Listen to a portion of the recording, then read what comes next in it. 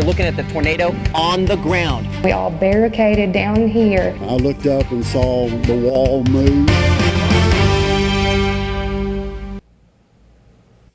Think back to your childhood. What do you remember about your grandparents' house? For me, it's the pattern in the carpet on the living room floor. And it's a view of the creek running outside of the house, looking out from the front porch. Now, for Leslie White, those childhood memories overlap with memories of raising her own children in the exact same home. A home that would ultimately have to be leveled after 170-mile-per-hour winds ripped it to pieces.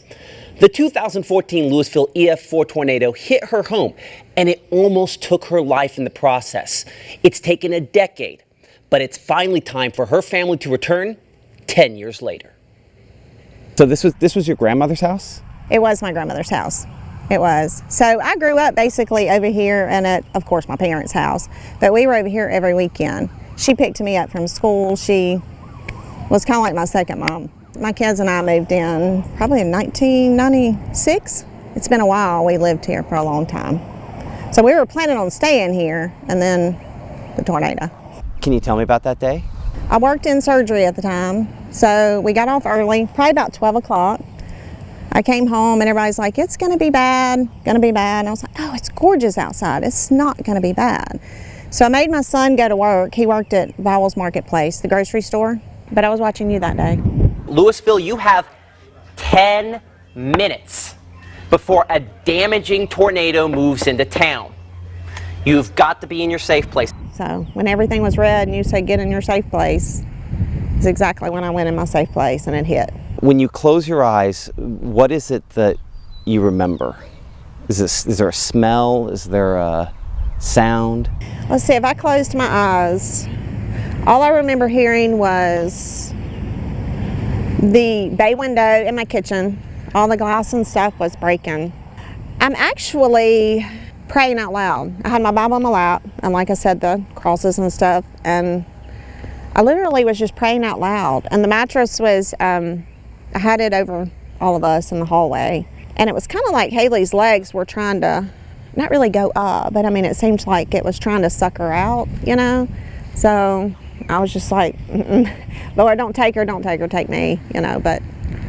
And then it was over in like 5 seconds. It seemed like 20 minutes, and it left the hall where we were.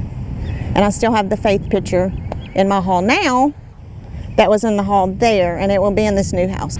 And my son flew home, of course. He saw it hitting Jordan's circle while he was, you know, at work. He ran in where the front door was. There was not a front door. And he just hugged me. I just fell to the floor and just told him we lost everything. And he was like, Mom, it's okay. Christian's truck's on the garage.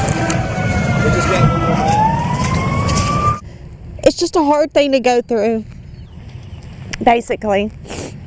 You know, when I think there was 20-something houses in this neighborhood, and then we're left with 9. I don't know, it was just a really hard day. How long did it take you before you could come over here? Not cry? Well, of course, we started the cleanup process, and of course, I cried every time we were cleaning up. And I probably didn't drive over here for probably a couple of years. And then, of course, I cried when I saw them putting the dirt pad down for the new house. Those were happy tears, of course, but it's just working out in God's timing is all I can say. And it's crazy that it's 10 years later, but that's just the way it's happened. Leslie and her husband plan to pour the foundation on their new home on Monday, weather permitting. They are planning on putting in a storm shelter, and with an expected completion date of around Christmas time, I expect that they'll probably have more than a few neighbors sheltering with them in there by next spring severe weather season. I'm Chief Meteorologist Matt Lawpon for WTVA 9 News.